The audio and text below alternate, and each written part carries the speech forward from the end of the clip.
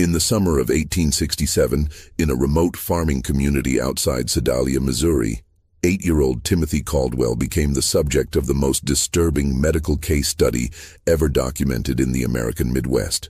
Dr. Samuel Harding, the region's only physician, filled 3 leather-bound journals with observations of a child whose behavior defied every principle of human nature known to 19th-century medicine. The boy appeared normal, even charming to casual observers, but beneath his innocent exterior lay something that medical science of the era simply could not explain.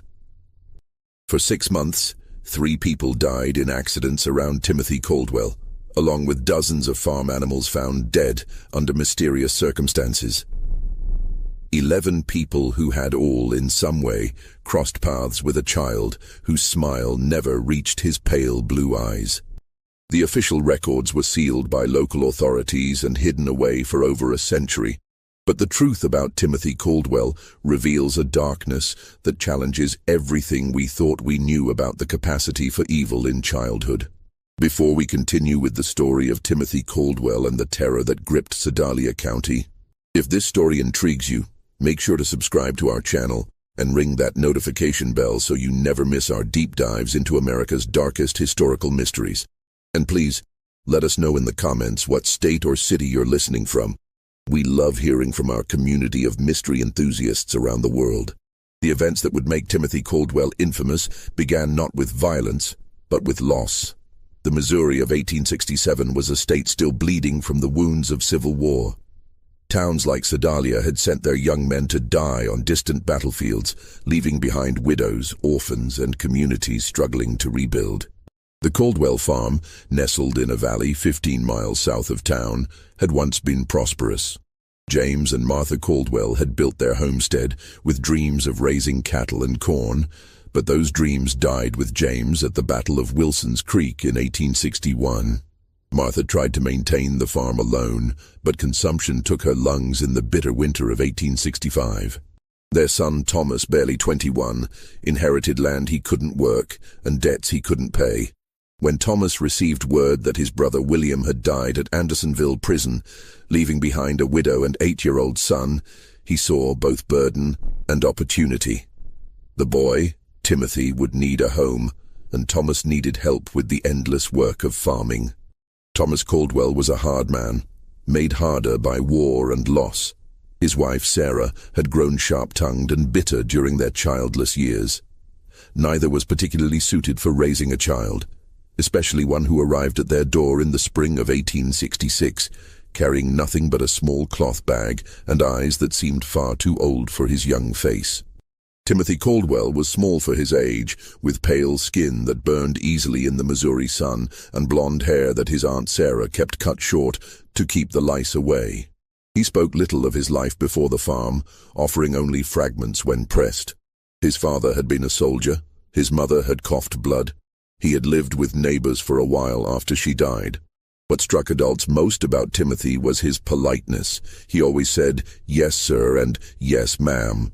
He never complained about work or punishment. He seemed in every way to be the model of a well-behaved child. Dr. Samuel Harding first encountered Timothy in June of 1866, when the boy accompanied his uncle to town for supplies. Harding, a graduate of the Missouri Medical College and one of the few formally trained physicians west of St. Louis, had developed a keen eye for reading people during his years treating both Union and Confederate soldiers. Something about the Caldwell boy unsettled him, though he couldn't identify what. The child was perfectly respectful, Harding would later write in his journal. He answered questions directly, maintained appropriate eye contact, and displayed none of the fidgeting or shyness typical of rural children encountering strangers. Yet I found myself deeply uncomfortable in his presence. His gaze held an intensity that seemed to suggest he was studying me with the same clinical interest that I typically reserved for my patients. The farming community around Sedalia was small enough that everyone knew everyone else's business. The Caldwell farm was isolated, but not so isolated that neighbors didn't notice things. Mrs. Eleanor Patterson, whose property bordered the Caldwell land, would often see Timothy working in the fields or tending to the livestock. She remarked to her husband that the boy worked with unusual focus for a child his age, never seeming to tire, never stopping to play or rest, as children naturally do. It was like watching a little machine, she told her husband Samuel over dinner one evening. He'd work steady from sunrise to sunset, never complaining, never slowing down. Ain't natural for a boy to have no play in him at all. The Patterson farm kept chickens, and Eleanor noticed that her birds became agitated whenever Timothy was near the property line. They would cluster together, squawking and ruffling their feathers, refusing to venture close to the fence that separated the properties. Her husband dismissed it as coincidence, but Eleanor couldn't shake the feeling that the animals sensed something about the boy that humans missed. The first death occurred on a sweltering afternoon in August 1866. Little Mary Fletcher, age 5, was the daughter of the town blacksmith and known throughout the community for her bright laugh and tendency to wander. She had been playing near Willow Creek, a shallow stream that ran between several properties, including the Caldwell farm. Timothy found her body. He arrived at the Fletcher home just as the family was preparing for supper, his clothes damp and his face pale, with what appeared to be genuine distress. "Mrs. Fletcher," he said, his voice steady despite his obvious agitation, "I found Mary by the creek. She's not breathing." The search party that rushed to the creek found Mary Fletcher face down in water barely 18 inches deep.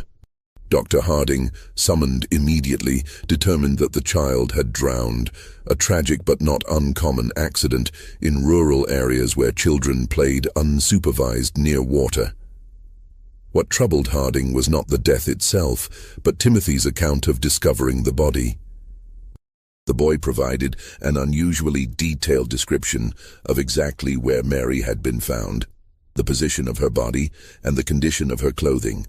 When pressed about how he had come to be in that particular spot at that particular time, Timothy explained that he had been looking for a lost calf. The boy's recall was remarkably precise, Harding noted in his journal.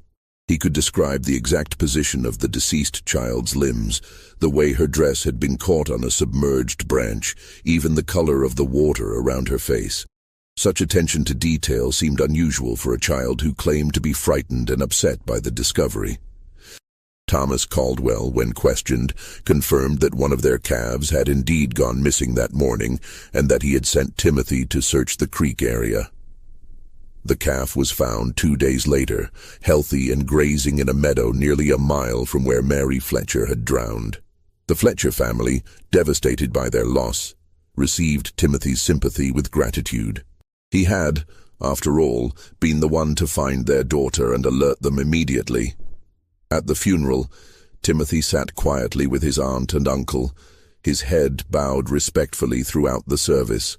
When the family thanked him for his quick action in alerting them, he accepted their gratitude with appropriate solemnity.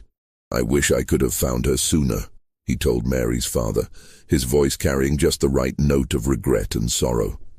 But Eleanor Patterson, watching from across the church, noticed something that nagged at her for days afterward.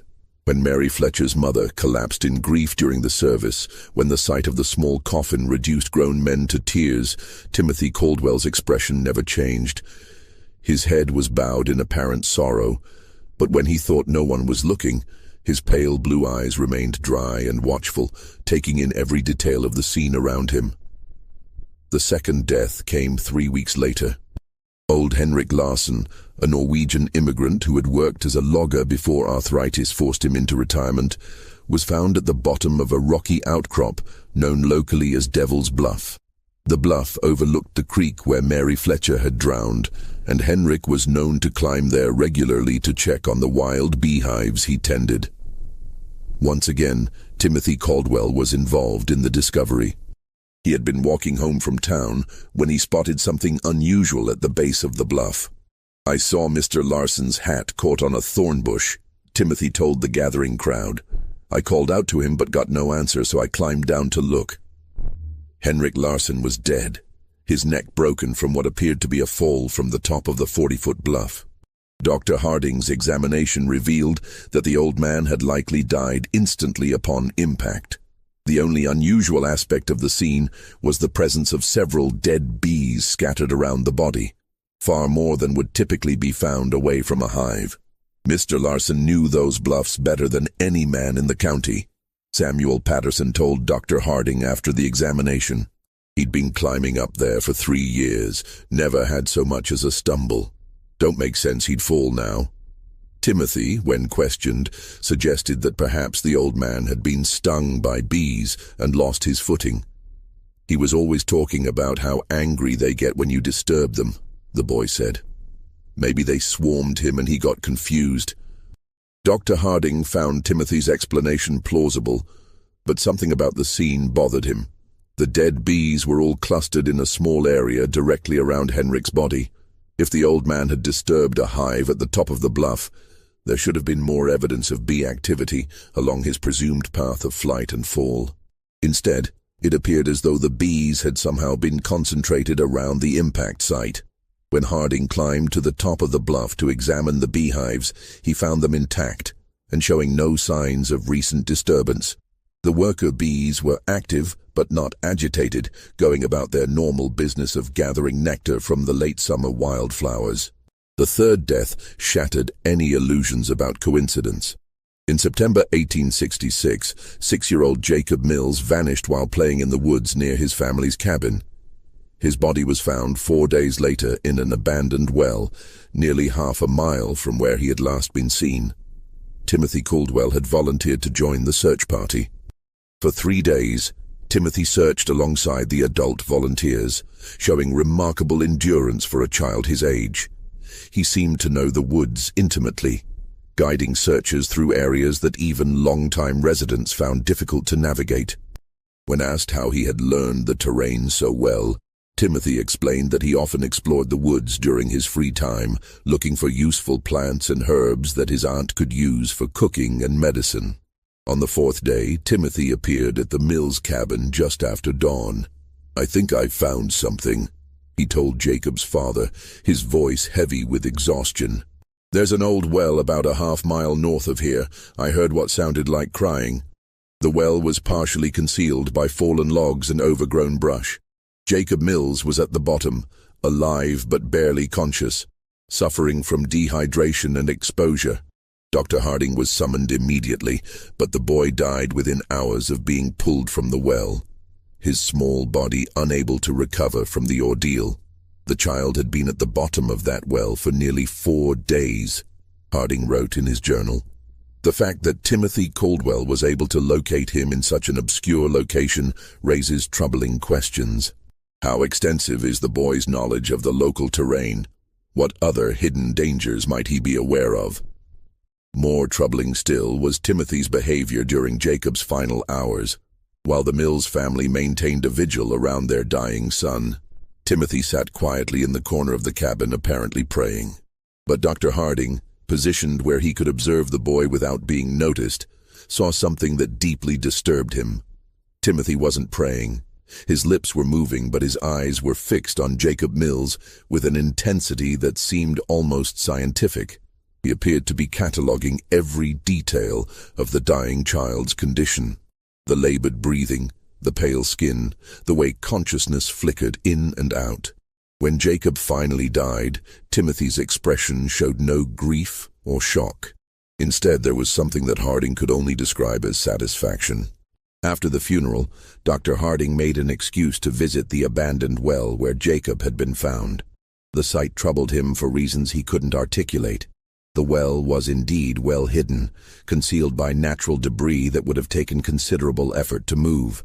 Yet Timothy had claimed to hear crying from this location, a claim that seemed improbable given the depth of the well and the amount of brush covering it. As Harding examined the scene more carefully, he noticed something that the initial rescue party had missed in their urgency to save Jacob Mills. Around the rim of the well, the debris had been arranged with unusual precision. Logs and branches that should have fallen randomly showed signs of deliberate placement, creating a natural-looking camouflage that would be nearly impossible to spot unless one knew exactly where to look. The implications were too disturbing to voice aloud, but Harding could not shake the suspicion that Jacob Mills had not simply fallen into the well. Someone had placed him there, and someone had carefully concealed the location until the boy was too weak to survive rescue. That evening, Harding began keeping detailed notes about Timothy Caldwell. If his suspicions were correct, the boy posed a danger to the entire community. But suspicions were not evidence, and evidence was exactly what Harding lacked. The problem was that Timothy Caldwell was, by all appearances, a model child. He attended church regularly with his aunt and uncle, sitting quietly through services and reciting prayers with appropriate reverence. He worked diligently on the farm, completing tasks that would challenge many adult workers. He spoke respectfully to his elders and showed proper deference to authority figures. Most importantly, Timothy had plausible explanations for his presence at each tragedy. He had been looking for a lost calf when he found Mary Fletcher. He had been walking home from town when he spotted Henrik Larsson's hat. He had volunteered to help search for Jacob Mills, as any concerned member of the community would do. But Harding's medical training had taught him to look beyond surface appearances. In treating wounded soldiers, he had learned to recognize the signs of men who killed not from patriotic duty or desperate necessity, but from something darker and more fundamental. There was a coldness in such men, a disconnection from normal human emotion that manifested in subtle ways. Too little reaction to horror, too much interest in suffering, an ability to discuss violence with clinical detachment. Timothy Caldwell displayed all of these characteristics, but compressed into the body and face of an 8-year-old child. Dr. Harding's investigation began in earnest in October 1866. Using his position as the community's physician, he made regular visits to farms and homes throughout the area, ostensibly checking on the health of families still recovering from the hardships of war. In reality, he was gathering information about Timothy Caldwell. What he discovered painted a disturbing picture of a child who seemed to exist at the center of an ever-widening circle of misfortune.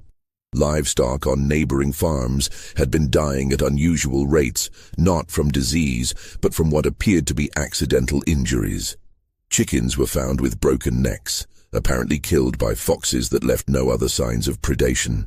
Pigs suffered mysterious wounds that became infected and led to death. Horses developed sudden lameness that forced farmers to put them down. Mrs. Eleanor Patterson confided to Dr. Harding that she had lost 17 chickens in the past 2 months. "It's the strangest thing," she said.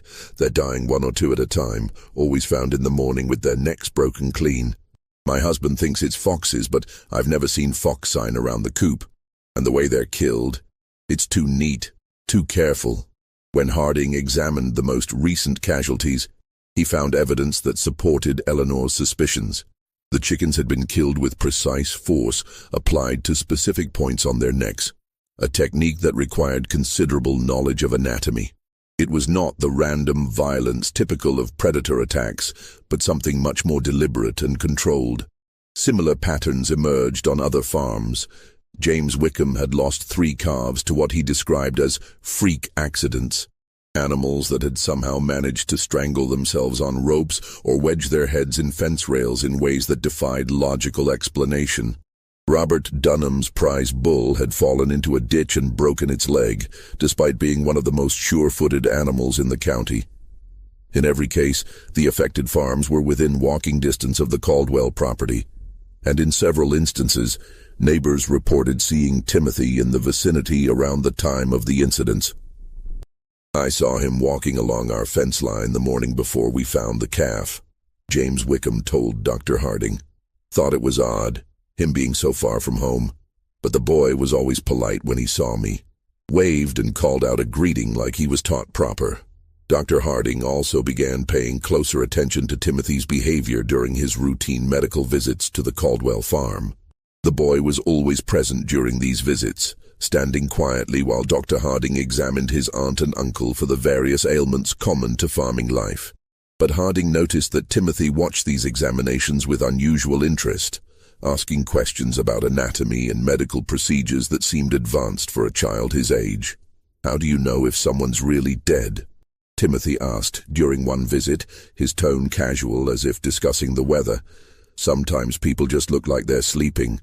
When pressed to explain his curiosity, Timothy said he was concerned about being able to help if someone was hurt while he was alone on the farm. "Uncle Thomas says I need to know how to handle emergencies since we're so far from town," he explained. The explanation was reasonable, but something about the question disturbed Dr. Harding. There was a clinical quality to Timothy's interest in death and injury that went beyond normal childhood curiosity.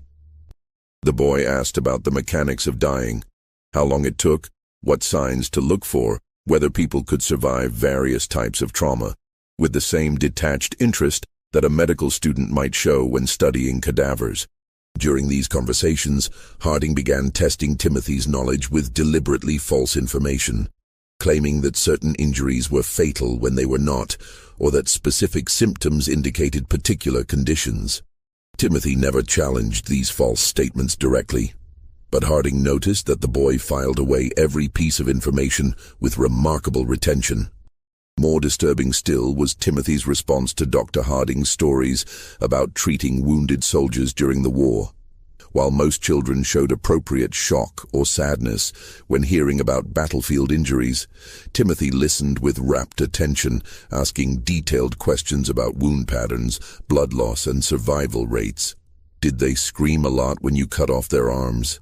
Timothy asked during one such conversation, his pale blue eyes fixed intently on Dr. Harding's face. "Or were they too hurt to make noise?" The question, delivered in Timothy's characteristically polite tone, sent a chill through Dr. Harding that he would never forget. By November 1866, Dr. Harding had filled nearly 2 complete journals with observations about Timothy Caldwell. The picture that emerged was that of a child who possessed an adult's understanding of violence and death, combined with a complete absence of normal human empathy. But documentation was not the same as evidence, and evidence was what Harding would need if he hoped to protect the community from what he increasingly believed was a dangerous predator. The opportunity to gather that evidence came when Thomas Caldwell injured his back during the fall harvest. The injury required bed rest and daily medical visits, giving Dr. Harding unprecedented access to the Caldwell household. During these visits, he began engaging Timothy in longer conversations, carefully probing to understand the extent of the boy's knowledge and the nature of his thoughts. What he discovered exceeded his worst fears. Timothy Caldwell had been conducting experiments on living creatures for months, possibly years. Using a combination of careful questioning and direct observation, Dr. Harding determined that the boy had been systematically capturing and torturing small animals, studying their responses to various forms of injury and distress. Timothy had mentioned the cave during one of their conversations, describing it as a place where he went to think and be alone. When Dr. Harding investigated the site, he found a carefully organized collection of animal bones, crude surgical instruments fashioned from farm tools, and a series of detailed drawings that documented various experiments in torture and mutilation. The drawings were the most disturbing discovery. Rendered with surprising artistic skill for a child, they showed rabbits, squirrels, birds, and larger animals in various stages of dissection and injury. Each drawing was accompanied by notes written in Timothy's careful handwriting, describing the animal's reactions, the time it took to die, and observations about which methods caused the most suffering. Subject remained conscious for approximately 10 minutes after removal of eyes. Read one notation beside a detailed drawing of a rabbit. Vocalizations decreased gradually. Movement ceased after application of pressure to throat.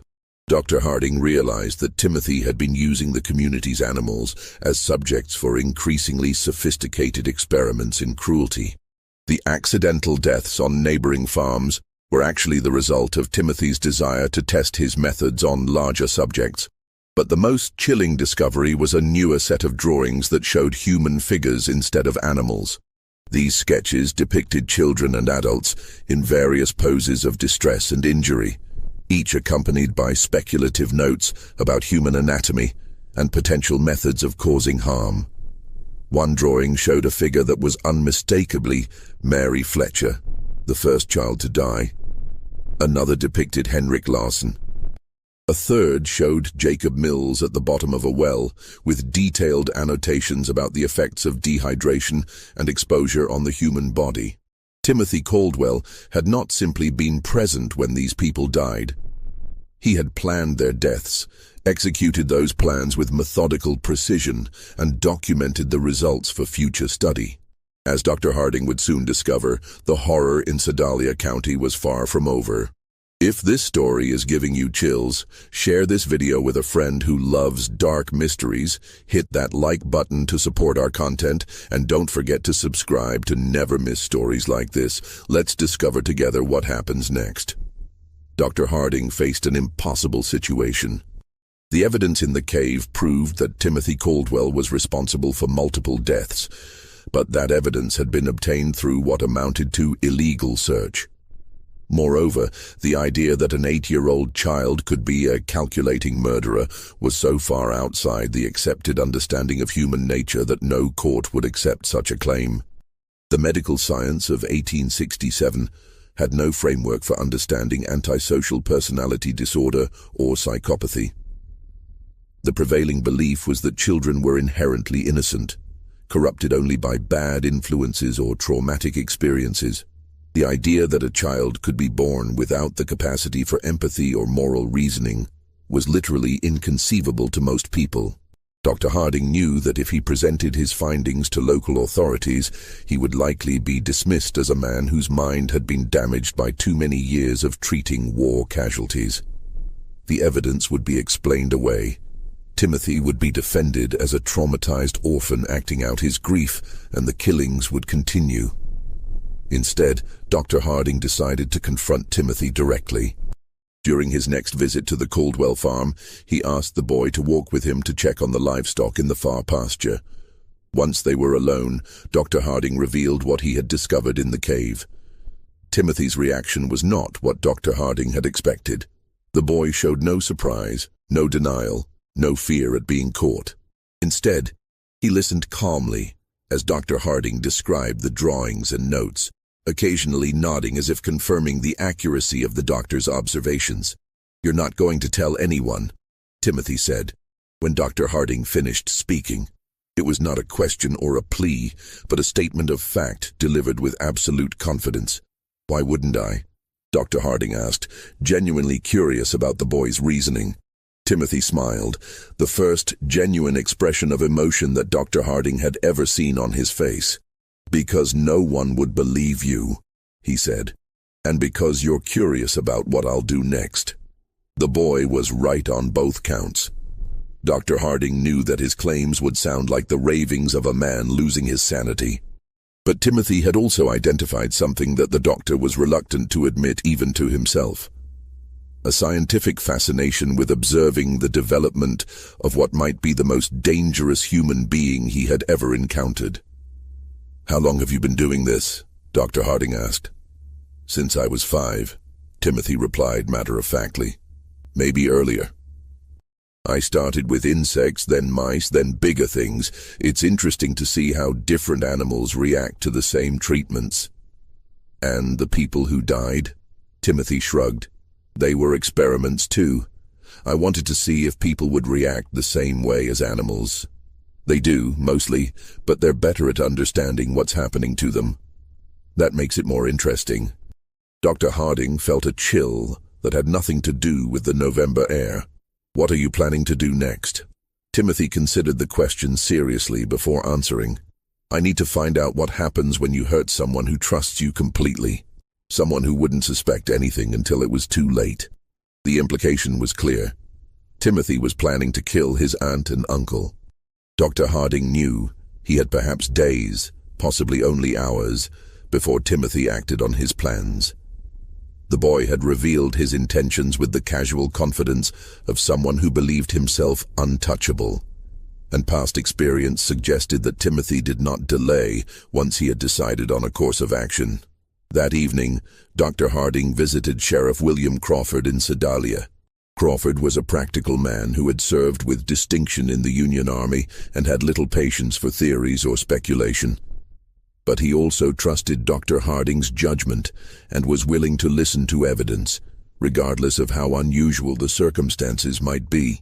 Dr. Harding presented his case carefully, focusing on verifiable facts rather than psychological theories. He showed Crawford the drawings and notes from the cave, pointed out the pattern of deaths and accidents surrounding Timothy, and documented the boy's unusual knowledge of anatomy and violence. Most importantly, Dr. Harding revealed Timothy's stated intention to kill his aunt and uncle. This was information that could not be ignored, regardless of the source. "Even if half of what you're telling me is true," Sheriff Crawford said after reviewing the evidence, examining each disturbing drawing with growing alarm, "we can't arrest a child for drawings and suspicions, but we can watch him, and we can be ready to act if he tries anything." Crawford studied the anatomical precision of Timothy's sketches, noting details that even his experience as a Civil War veteran hadn't prepared him for. The two men spent hours developing their strategy, bringing in Crawford's most trusted deputies, men who had served under him during the war, and could be counted on to remain steady under pressure. Dr. Harding and Sheriff Crawford developed a comprehensive plan. Dr. Harding would arrive at the Caldwell farm at his usual time, bringing laudanum ostensibly for Thomas's pain management, but actually to keep both Thomas and Sarah sedated enough to prevent Timothy from harming them easily. Sheriff Crawford and his deputies would position themselves strategically around the farm property, close enough to respond quickly but far enough away to avoid detection. The plan was put into effect the following morning. As Dr. Harding approached the farmhouse in his buggy, he noticed immediately that something was different. The usual morning sounds of farm activity, chickens pecking in the yard, pigs grunting in their pen, were absent. The property held an unsettling quiet that made his skin crawl. Timothy appeared in the doorway before Dr. Harding had even climbed down from his buggy. The boy stood perfectly still, his pale blue eyes tracking the doctor's movements with predatory focus. He was dressed in his usual work clothes, but Dr. Harding noticed that Timothy's sleeves were rolled up past his elbows, and his hands appeared to have been scrubbed recently, the kind of thorough cleaning that suggested preparation for messy work. "Good morning, Dr. Harding," Timothy said, his voice carrying its characteristic politeness, but something underneath had changed. There was an anticipation there, an excitement that the boy was struggling to contain. "I've been waiting for you." The words sent a chill through Dr. Harding. Timothy's use of waiting suggested that he had been expecting this visit, had perhaps even been counting on it as part of whatever plan he had set in motion. Inside the house, Dr. Harding found Thomas and Sarah Caldwell in their bedroom, both apparently sleeping peacefully. But as he approached Thomas's bed to check his condition, he noticed that the man's breathing was unusually shallow, and his skin had taken on a grayish pallor that suggested more than natural sleep. "What did you give them?" Dr. Harding asked quietly, not turning to look at Timothy but knowing the boy was watching every move he made. "Just some herbs I found in the woods," Timothy replied, his tone innocent but his choice of words deliberate. "There are so many interesting plants growing wild around here. Some of them have very useful properties." Dr. Harding checked Thomas's pulse and found it weak but steady. Sarah showed similar symptoms. She was deeply unconscious but still alive. Whatever Timothy had used, he had been careful about the dosage. The boy wanted his victims helpless but alive, at least for now.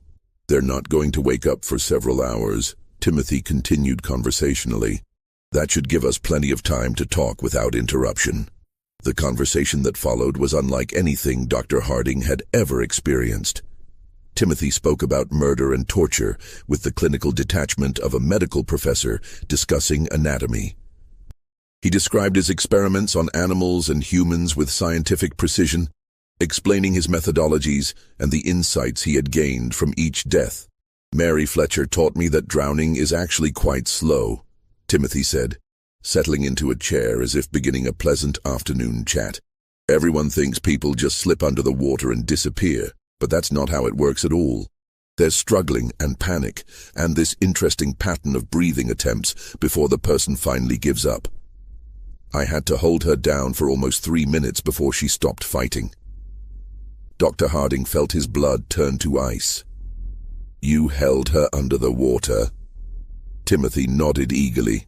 She was playing by the creek and I told her I'd found a pretty stone on the bottom. When she bent over to look, I just pushed her head down and held it there. She was so small that it didn't take much strength, but she fought harder than I expected. That's when I realized that people have much stronger survival instincts than animals. And Henrik Larsson? That was more complicated, Timothy admitted. I couldn't overpower him physically, so I had to be more creative. I knew he checked his beehives every Thursday morning, so I went up to the bluff the night before and loosened some of the stones along the edge. Then I collected bees from one of his hives and put them in a cloth bag. Timothy's eyes gleamed as he described his methodology. When Mr. Larsson climbed up to check the hives, I was waiting behind some rocks. I threw the bag of bees at his face and started shouting that there was a massive swarm attacking him. He panicked and stumbled backward, right over the edge where I'd weakened the stone barrier. The fall killed him instantly, just like I calculated it would. And Jacob Mills.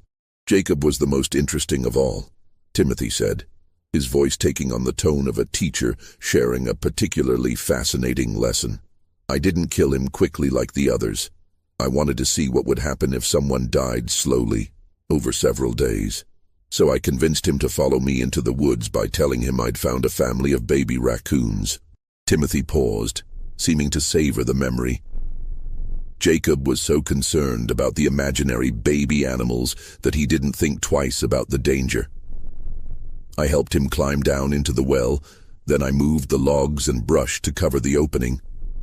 I visited him every day for 4 days, bringing him just enough water to keep him alive, but not enough to let him recover his strength. Dr. Harding realized that Timothy was no longer speaking hypothetically about future experiments. The boy had specific plans, and those plans clearly included the people currently in the house. "What are you planning to do with your aunt and uncle?" Dr. Harding asked directly. Timothy's genuine smile returned, broader than Dr. Harding had ever seen it. "That's where you come in, Dr. Harding.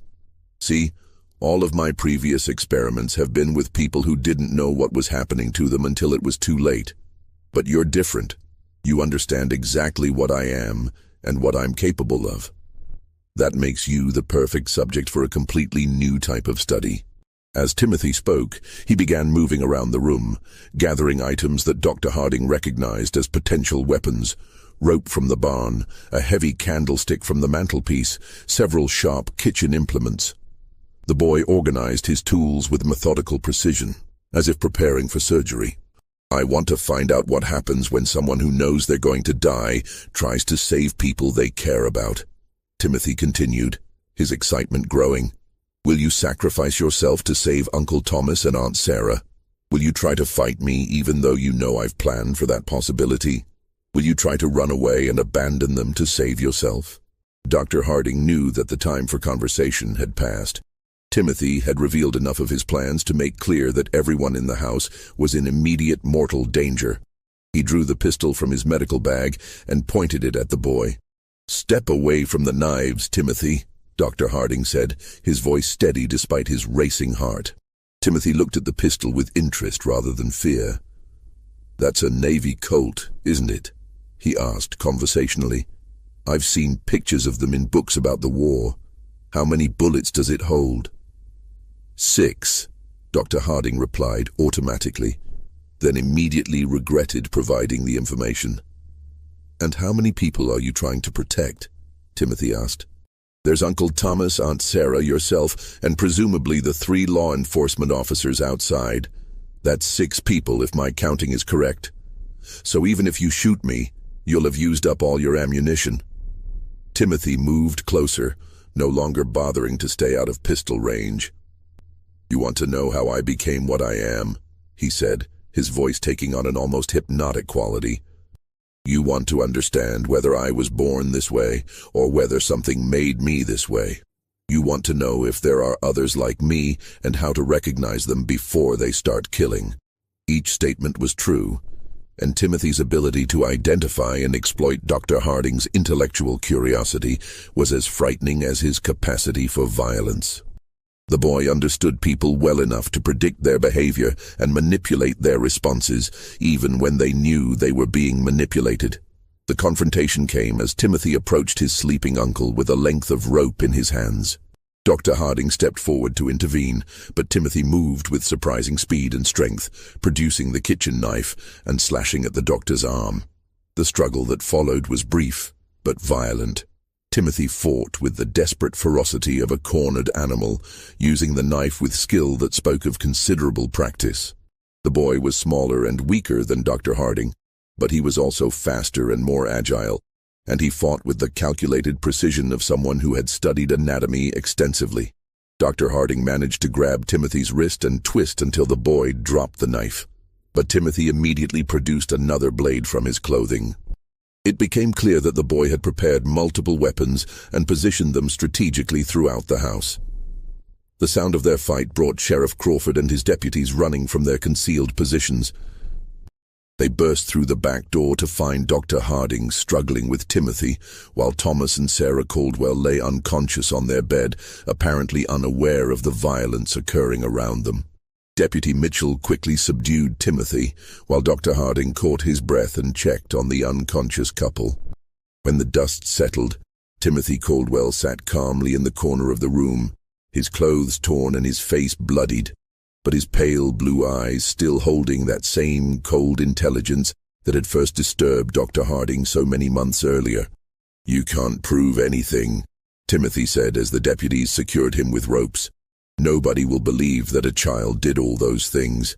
Sheriff Crawford looked down at the boy with a mixture of disgust and fascination. "Maybe not," he said, "but we don't have to prove everything. Attempting to murder your family is enough to see you locked up, regardless of your age." Timothy smiled at that, the same genuine expression of emotion that Dr. Harding had seen the day before. "You won't hang me," he said with absolute confidence. "I'm too young and I'm too interesting. Someone will want to study me instead." Just when we thought we'd seen it all, the horror in Sedalia County intensifies. If this story is giving you chills, share this video with a friend who loves dark mysteries. Hit that like button to support our content. And don't forget to subscribe to never miss stories like this. Let's discover together what happens next. Timothy Caldwell was wrong about his fate, but right about the impossibility of proving his crimes. When Sheriff Crawford attempted to present the evidence from the cave to county prosecutors, he encountered exactly the resistance that Dr. Harding had predicted. The drawings and notes were dismissed as the products of a disturbed child acting out trauma from his parents' deaths. The pattern of accidents and deaths was attributed to coincidence compounded by Timothy's unfortunate habit of being helpful during emergencies. The attempted murder of Thomas and Sarah Caldwell, however, could not be explained away.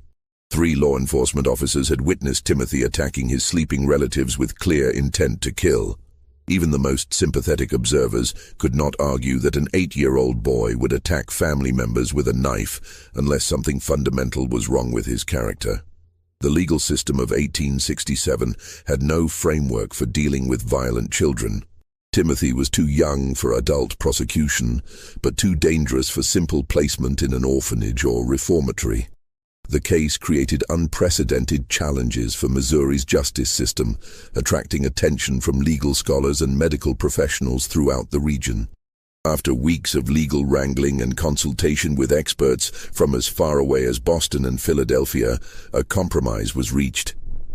Timothy would be remanded to the custody of the Missouri State Hospital for the Insane in Fulton, where he would be studied and treated by the most advanced alienists available in the region. The decision satisfied no one completely. Prosecutors wanted Timothy tried as an adult for murder, while defense attorneys argued that no child so young could be held responsible for his actions. Medical professionals were divided between those who believed Timothy could be rehabilitated and those who considered him incurably dangerous. Dr. Samuel Harding volunteered to accompany Timothy to the hospital and remained there for 3 months, documenting the boy's behavior and working with hospital staff to develop understanding of what they were dealing with. The resulting case study became one of the first systematic examinations of antisocial behavior in children, though it would not be published until decades after the events. Timothy adapted to hospital life with the same calculating intelligence he had shown on the farm. He quickly learned to mimic appropriate emotions and responses, convincing several staff members that he was making remarkable progress in overcoming his traumatic episodes. Timothy would cry convincingly when discussing his crimes, express remorse that seemed genuine, and display what appeared to be authentic gratitude for the care he was receiving. But Dr. Harding observed that Timothy was merely studying the people around him, learning to manipulate them more effectively.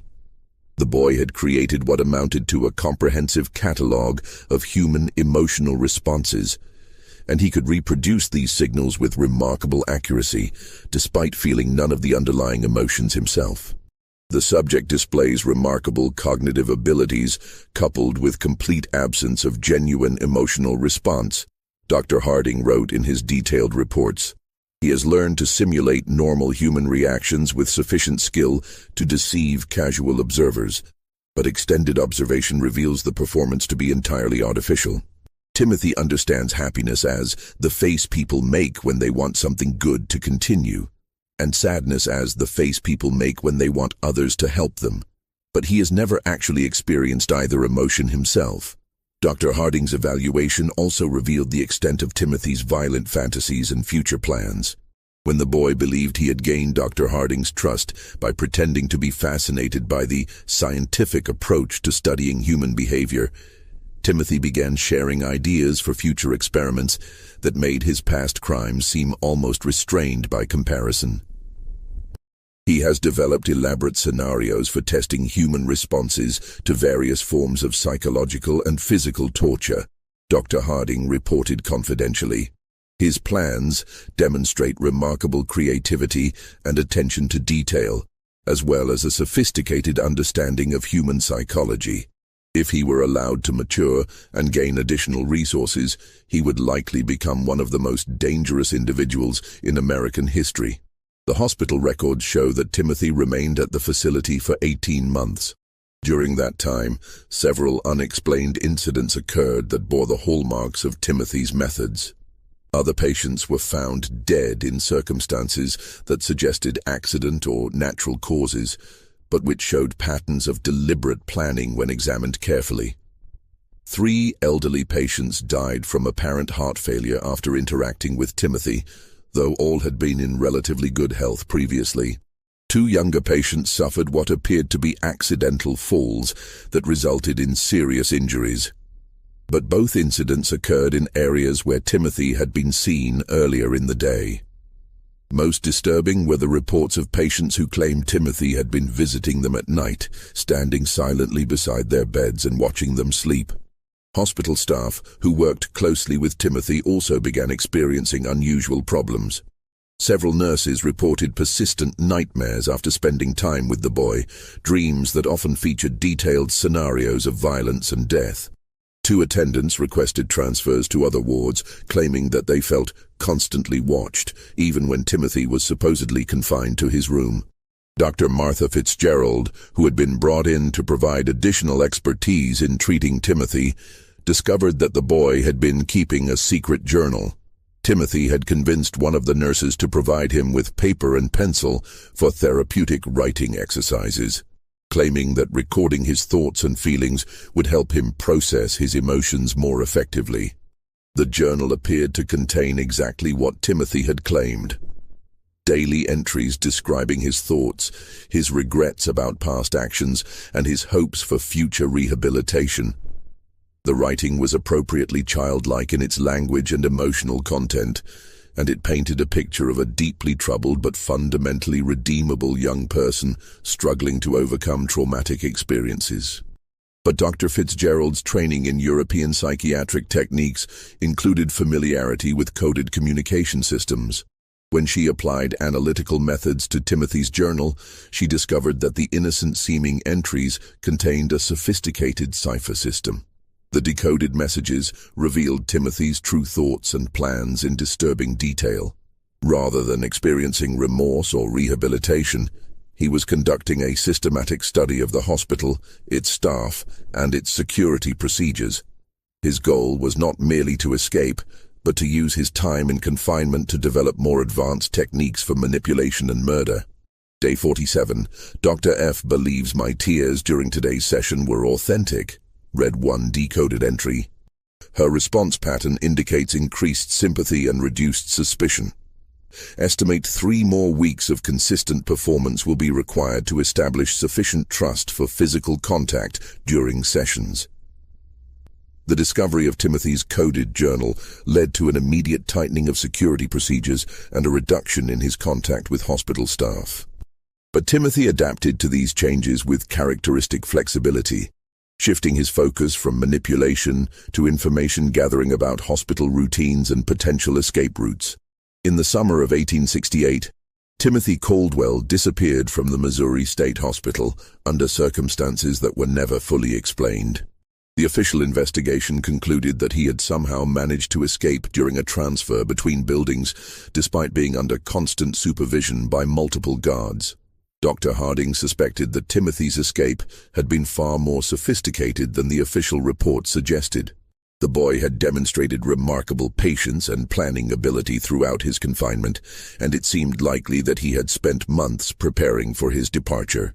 Evidence discovered after Timothy's disappearance suggested that he had been manipulating the facility staff far more successfully than anyone had realized.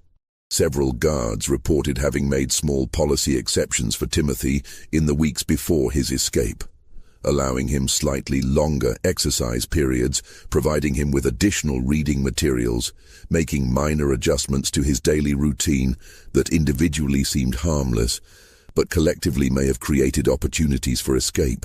He spent a year and a half studying that facility and its personnel, Dr. Harding wrote in his final report on the case. By the time he made his move, he understood the psychology of every person who worked there better than they understood themselves. His escape wasn't an act of desperation, it was the culmination of a carefully executed plan. In the months and years following Timothy's disappearance, Dr. Harding began collecting reports of suspicious deaths and accidents throughout the Midwest.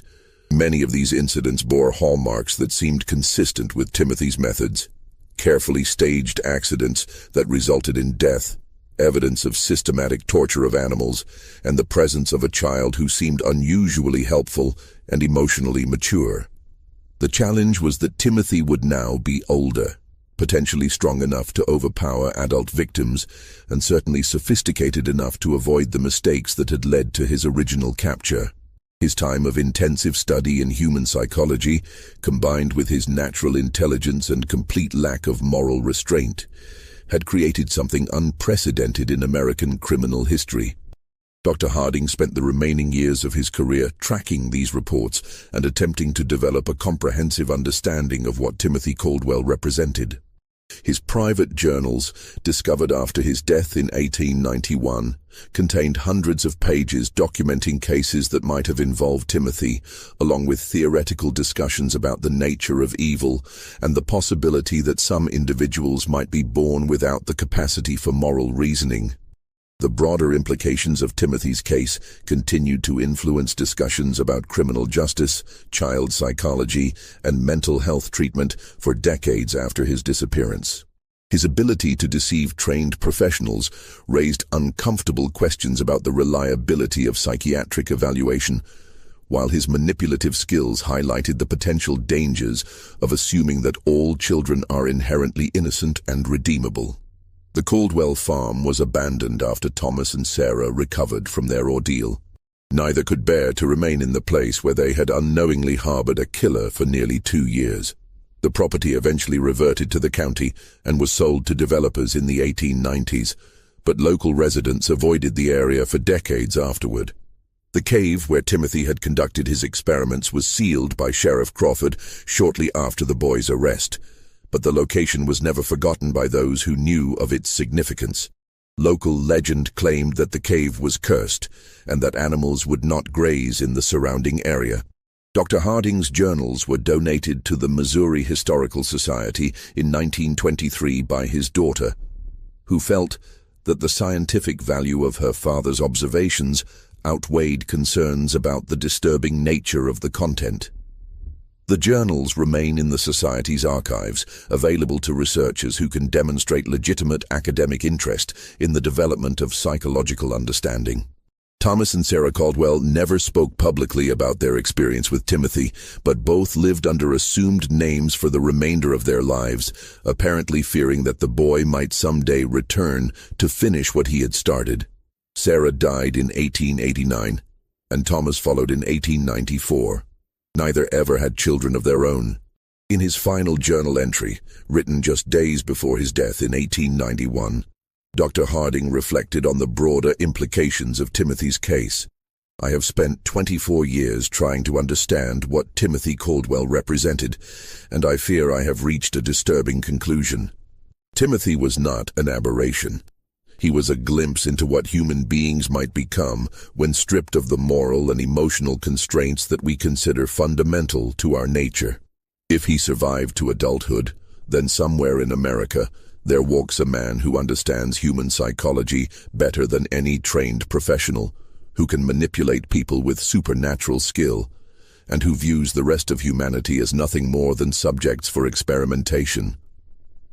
This mystery shows us that evil can wear the face of innocence, and that our assumptions about childhood and human nature may be dangerously naive.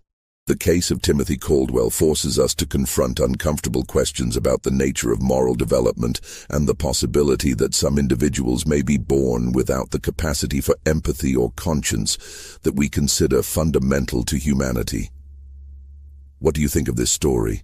Do you believe everything was revealed, or might there be more to Timothy Caldwell's fate than the official records suggest? Leave your comment below and let us know your thoughts about this disturbing chapter in American history. If you enjoyed this tale and want more horror stories like this, subscribe, hit the notification bell, and share with someone who loves mysteries as dark and complex as this one. Remember, the truth is often more terrifying than fiction, and history holds secrets that continue to challenge our understanding of human nature. See you in the next video.